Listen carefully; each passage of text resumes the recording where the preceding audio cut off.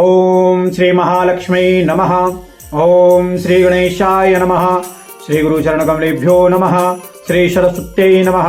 हरिः ओम।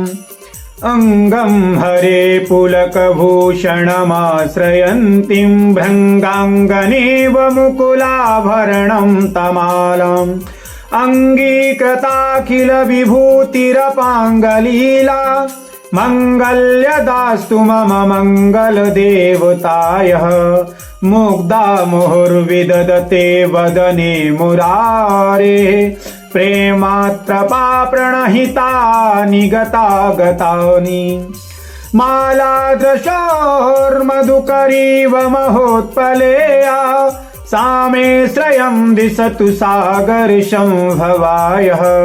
विश्वामरेन्द्रपदवी भ्रमदानदक्षा मानन्दहेतुरधिकामुर्विद्वसोऽपि ईशन्निसीदतु मयि क्षणमीक्षणार्ध मिन्देवरोदरशिहोदरमिन्दिरायः आमीलिता चमधिगम्य मुदा मुकुन्दा मानन्दकन्दमनीमेषमनङ्गतन्त्रम् आकेकरस्थितिकनिर्निकपाक्षनेत्रम् भूत्यै भवेन्मम भुजङ्गसयङ्गनाय वाहन्तरे मधुजिताश्रितकौस्तुभेया हारावलीव हरनीलमयी विभाति कामप्रदा भगवतोऽपि कटाक्षमाला कल्याणमावहुतु मे कमलालयायः कालाम्बुदालिललितो रसिकैटभारे धाराधरे सुरतिया तडिङ्गङ्गनेव मातु समस्त जगतां महनीयमूर्तिं भद्राणि मे दिशतु भार्गवनन्दनाय प्राप्तं पदं प्रथमता खलु यत्प्रभावान् मङ्गल्यभाजि मधुमातिन्मन्मथेन मय्यापते दधिः मन्तरमीक्षणार्धा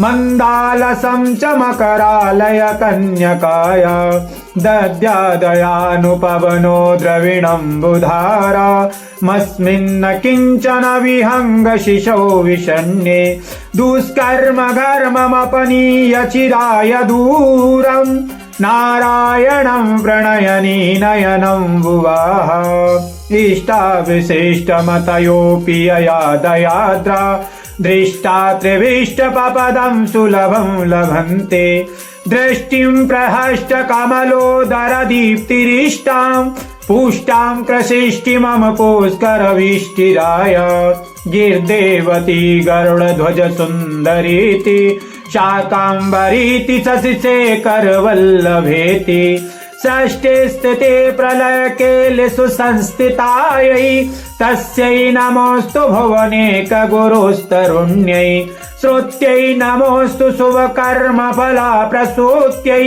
रत्यै नमोऽस्तु रमणीयगुणार्णवायै सत्यै नमोऽस्तु शतपत्रनिकेतनायै पुष्ट्यै नमोऽस्तु पुरुषोत्तमवल्लभायै नमोऽस्तु नालीकनीभाननायै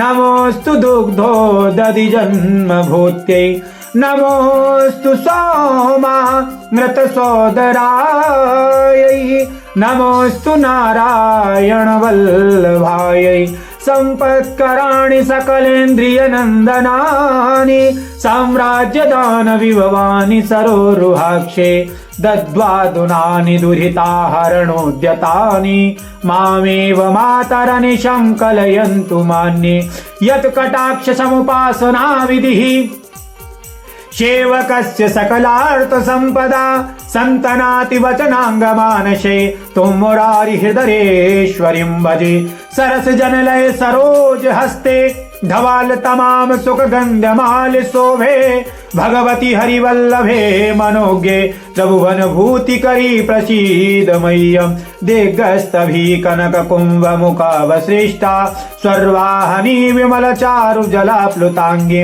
प्रातर्नमामि जगता जननीमशेषा लोकाधिनाथ ग्रहणी ममलाद् पुत्रीं कमले कमलाक्ष वल्लभे त्वं करुणापूर तरंगि तरंगपांगे अवलोकय मम किंचनानं प्रथमं पात्र कृतिमं दयायः स्तुवन्ति स्तुभिर्मुर्विन्वहं श्रीमयि त्रिभुवन मातरं रमां गुणाधिका गुरुतर भाग्य भागिनो भवन्ति ते भुवि बुध भाविताशयः श्री भगवतोपाद शंकराचार्य विरचितं कनकधारा स्तोत्रम संपूर्णम। माँ भगवती लक्ष्मी माता की कृपा आप सब पर बनी रहे। इसी के साथ में हम माँ भगवती कनकधारा स्तोत्र को संपूर्ण करते हैं। बोलिए माँ लक्ष्मी मैया की जय।